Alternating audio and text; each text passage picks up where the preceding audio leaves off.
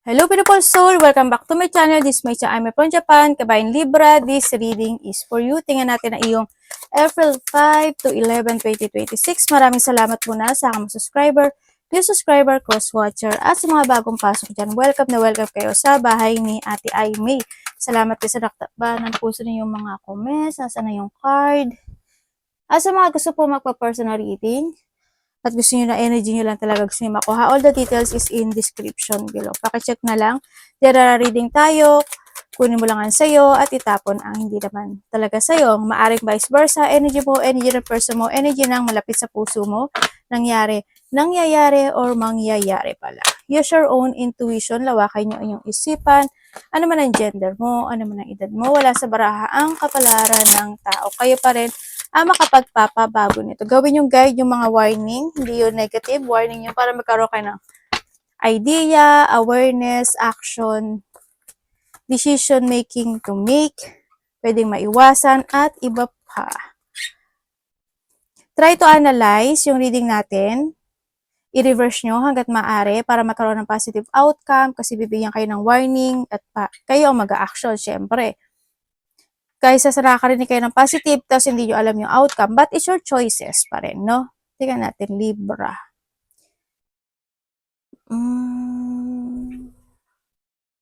Nagiging more on patient ka sa mga bagay na meron ka sa ngayon.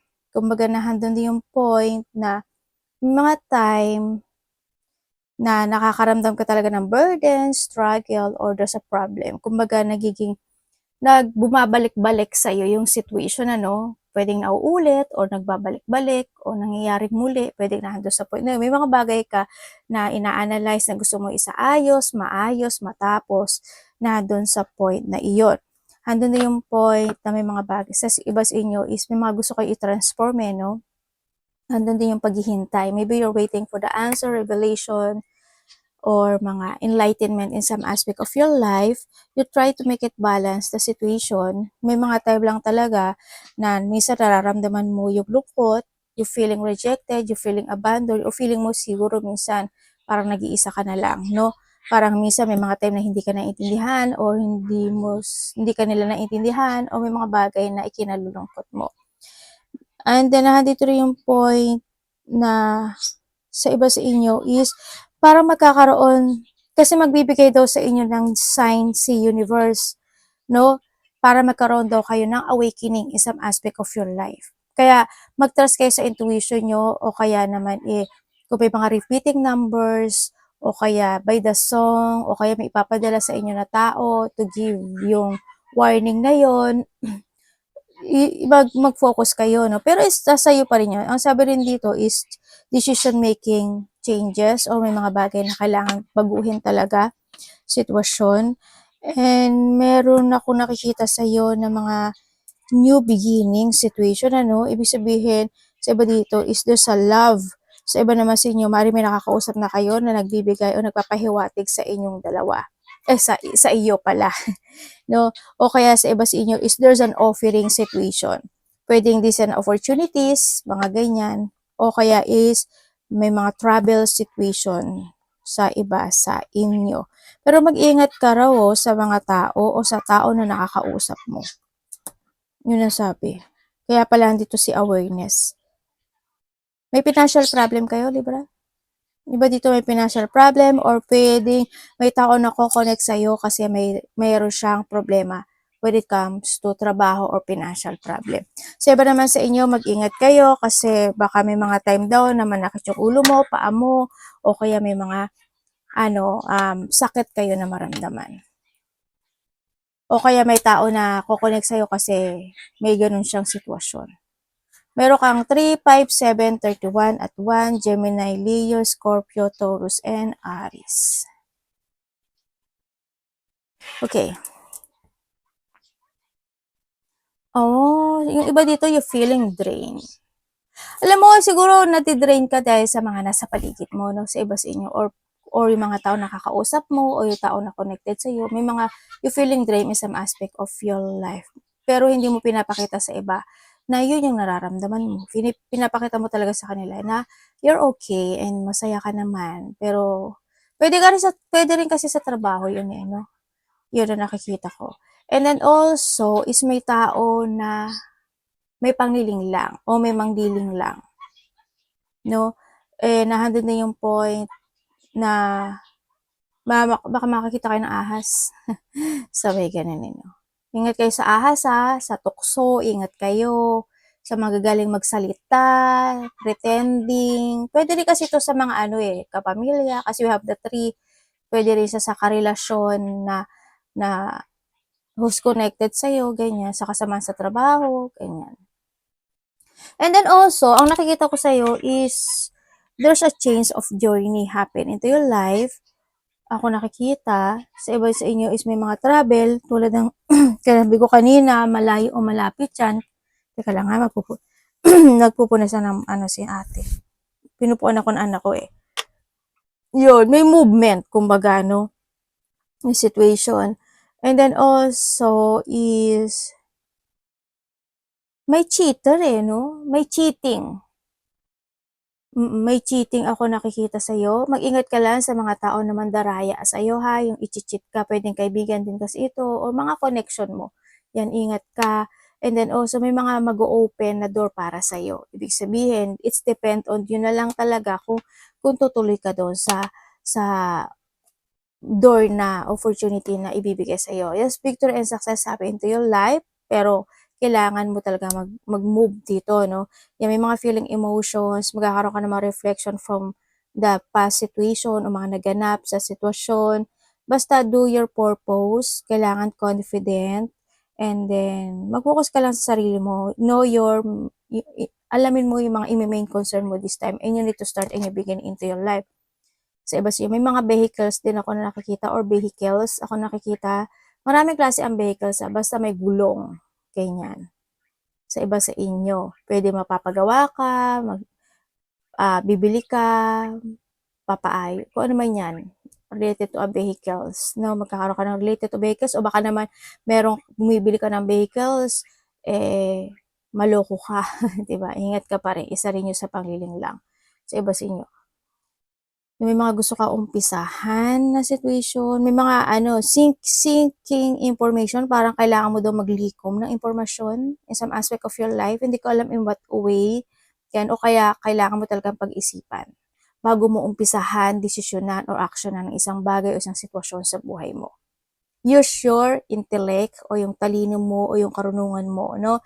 Ganyan. Kailangan mo talaga ng pag-isipang mabuti ang mga bagay-bagay sa iba sa inyo. Basta mag-trust ka lang sa intuition mo, and then ibalik mo daw yung dating ikaw. I don't know why, kung ano yun, bakit, ano bang nangyari sa'yo, or kailangan daw is, iba dito kasi is spiritual growth or enlightenment is needed, yun ang nakikita ko dito, and may mga karma from the past situation, pwedeng kung ano yung mga ginawa mo sa nakaraan, yun yung ma-harvest mo, o kaya is merong tao sa nakaraan na mo rin ko-connect sa'yo. Tingnan natin energy mo. Baka bigla siyang kumukonek, communicate, or mag-message sa'yo. Pwedeng kahit hindi siya karelasyon. Kahit ba, mga tao na may magkakautang sa'yo, tao na inaasahan ka, o kaya nakita ka sa social media, mga ganun. Energy ni Libra.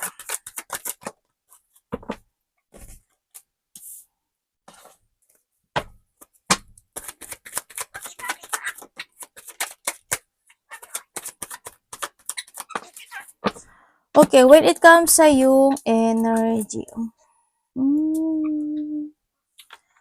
Okay, pagdating sa yung energy, may konting lungkot, may konting frustration.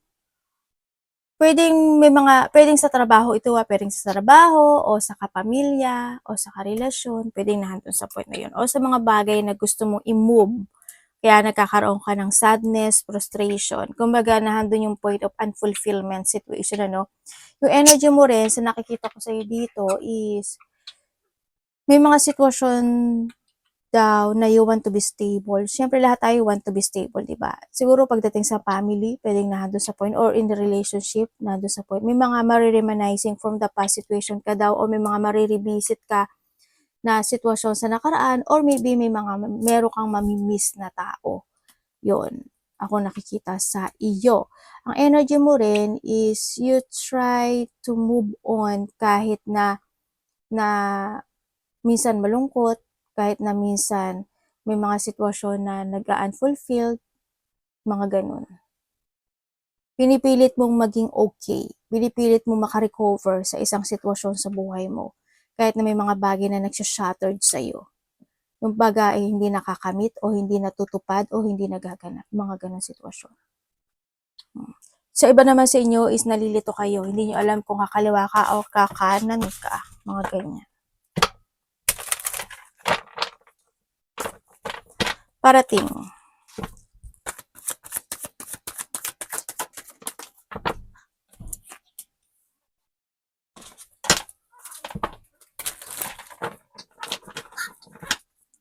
Ano po to, universe? Parating po sa kanya.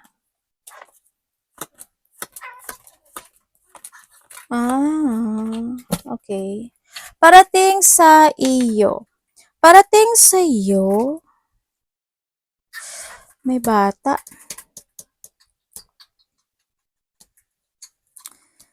Ba't may bata? Connection mo ba mas bata sa'yo or ikaw? Parating sa'yo kasi dito sa sitwasyon mo is may tao na magpipretend o hindi magiging totoo sa'yo. Halimbawa, nag-sorry siya, hindi siya totoo. O kaya, hindi man sorry yon is hindi bukal sa puso niya o hindi bukal sa kanya. No? Yun na nakikita ko dito. May tao ako nakikita na magiging exaggerated sa'yo or maybe may mga over-emotional situation happen into your life and may mga pagtatampo. Ako nakikita either ikaw ang magtatampo or siya ang magtatampo. Sa iba dito kasi, parang insecure, mga ganyan. No, sana hindi ikaw to. Yan. O kaya sa iba naman dito is may tao dito na hindi makatotohanan at may pangliling lang talaga. Di ba una pa lang sinabi ko na sa inyo? Yun. Kumbaga may tao na narcissist. May mga time daw na hindi ka makapagtutulog. Baka night shift ka, o kaya naman pagising-gising ka, o kaya late ka na natutulog, or maaga ka nagigising. Bumawi na lang kayo, no? May taong may sikreto or may lihim. Tahimik ka lang pero ang dami pumapasok sa isip mo. You want to create something into your life pero parang hinihintay mo pa. Parang may hinihintay ka pa. Parang nandun sa point na yun, ano? Libra. Yun. And then also, may paghihintay kasi ako nakikita. Yung iba sa inyo, ewan ko, nag-ano kasi kayo parang may mga back and forth situation ako na nakikita sa sa card mo, Libra. Yun. May mga time daw nasasakit yung ulo mo, yung paa mo, and then may sakit ka ba? Kasi something need to heal. Kung sa pera to, siguro kailangan mo talaga magbago. Or baguhin mo yung pag-organize ng pera mo. Pero tingnan pa natin yung pera mo, Ganun. O kaya is, huwag kang masyadong mabait. Ginawang masama si Libre, no? Yun. O kaya huwag kang masyadong magastos. And then also, is yun nga, may mga pananakit ng ulo at ang paa, may mga stressful, anxiety, burden, stress, depression.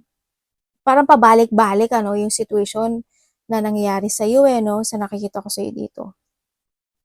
Yun, makaka-receive ka raw, ay pinag-uusapan ka ng mga chismosang palaka pala.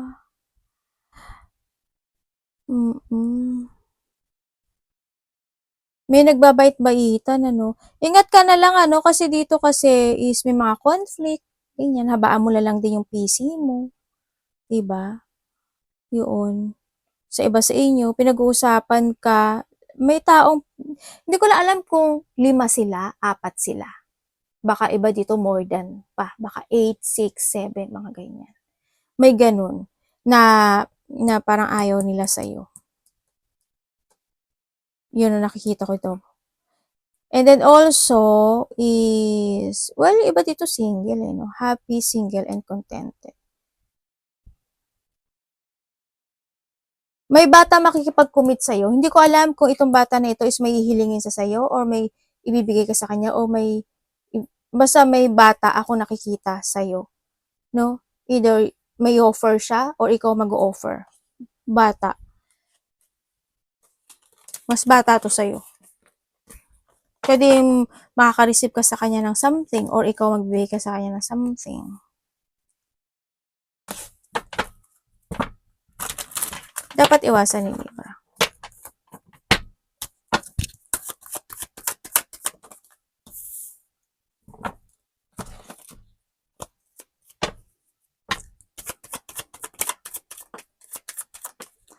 Okay. Jongit ng card. Sa fake ka dun eh. Okay, dapat mong iwasan. Siyempre, dapat mong iwasan is not to follow your heart in a good way, in a nice way. No? Is, you need to create your idea to make it reality din. Kasi, no, ang nakita ko dito, start a new beginning into your life. Basta, mag-focus ka lang. Iwasan mo yung maulit yung mga nakaraan. No? Iwasan mo na hindi ka magbigay talaga ng effort. Yung mga bagay na kailangan i-develop mo. Give your hard work. No? Andun yung point na yun. Iwasan mo yung magkaroon ka ng mga labis-labis na situation. Marami ang klase ibig sabihin ng labis.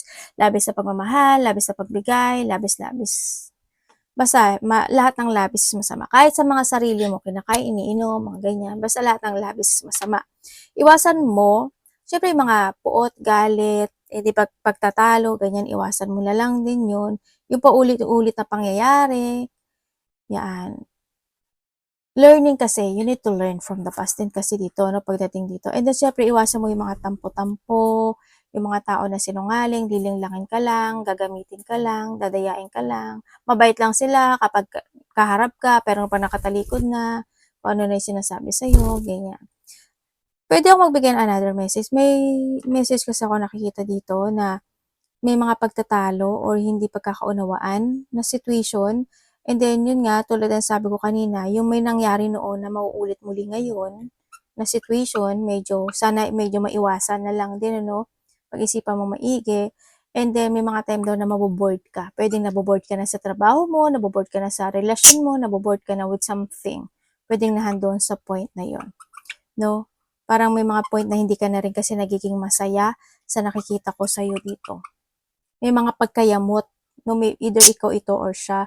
Yan, may mga pagkayamot, may mga samaan ng loob. Medyo may mga hindi pagkakasundo. Anak, baba ka muna. Ano yung mo? Another message yun ha. Yun lang iwasan mo ay yung mga taong narcissist. Diba may nakita rin ako narcissist kanina? Or being a narcissist kung ikaw yun. Love, kapatid, anak, magulang, karelasyon, kaibigan, pamilya, love ni Libra.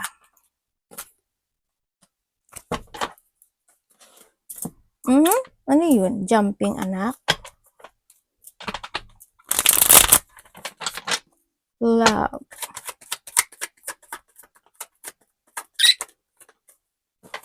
Okay, pagdating sa love, kung single ka, 1 hanggang 2 meron ako nakikita sa'yo, pero may taong may interest sa'yo, oh.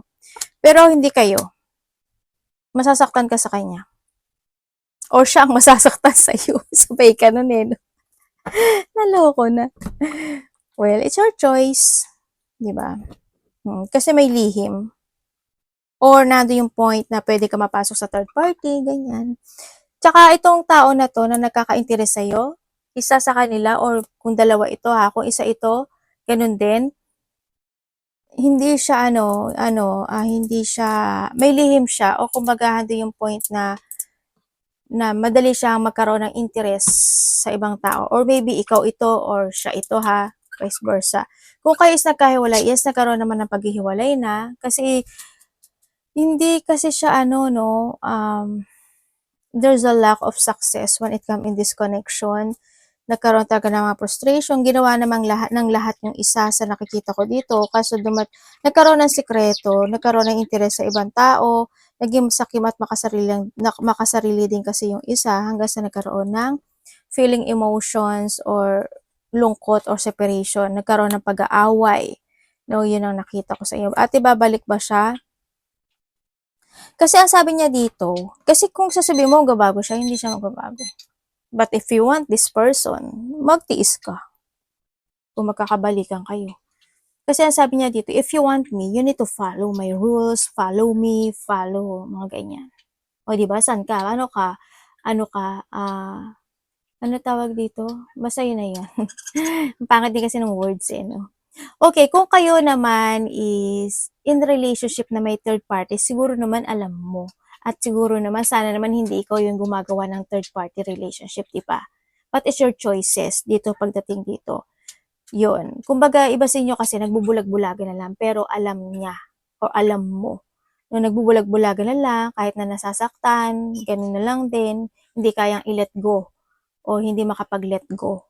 No? Well, open your eyes, okay? Pero it's up to you. It's your choices daw. Kumbaga nandun ka kasi sa point na naghihintay ka, baka magbago siya. Kung magbabago siya, hindi.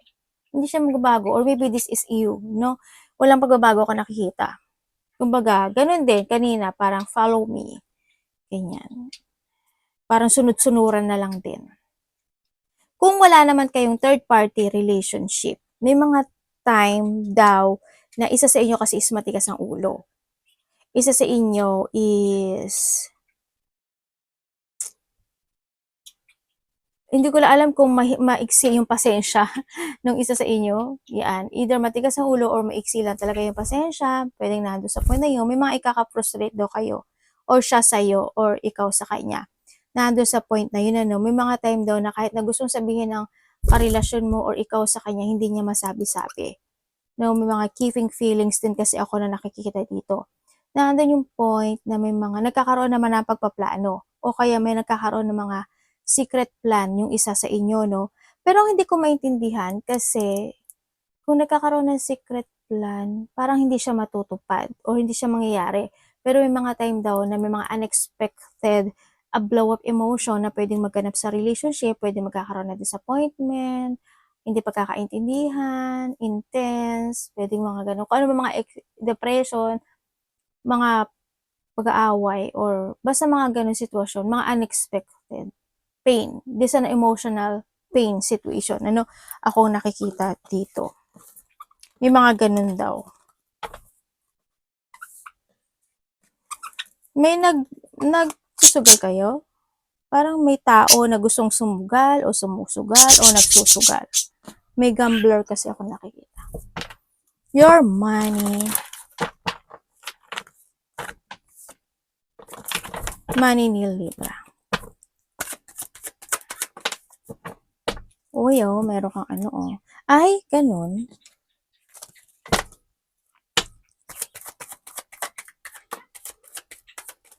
May nagmamatsyag.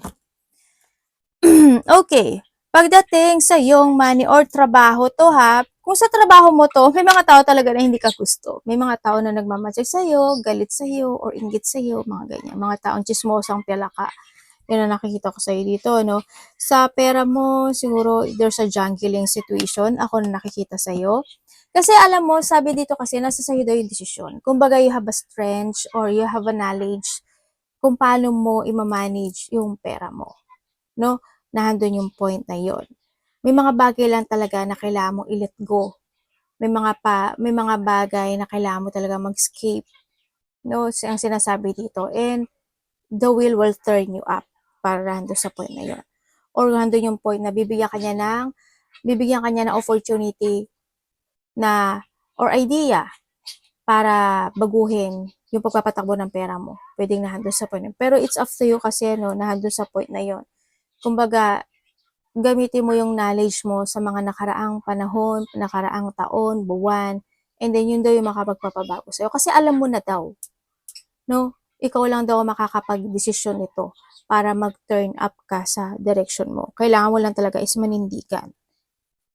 Ganon. And then, ang nakikita ko rin sa iba sa inyo is maaaring magkakaroon sa iba sa inyo. Kasi may mga kaguluhan or struggle when it comes to money, ganyan. Baka hindi kayo magkakaintindihan. Pwede rin kasi sa trabaho to, no? Yan, mga distraction or struggle when it comes to your company, sa trabaho mo. Ganyan. Related din kasi yun ng pera o kaya is magkakaroon ng mga pandaraya, panlinglang, manipulative sa pera o kaya is pagnanakaw, mga ganyan. Kaya mag-ingat ka pagdating sa pera, no? O yung iba sa inyo, yung una kong nasabi, kailangan daw. Arigatou namasekaris.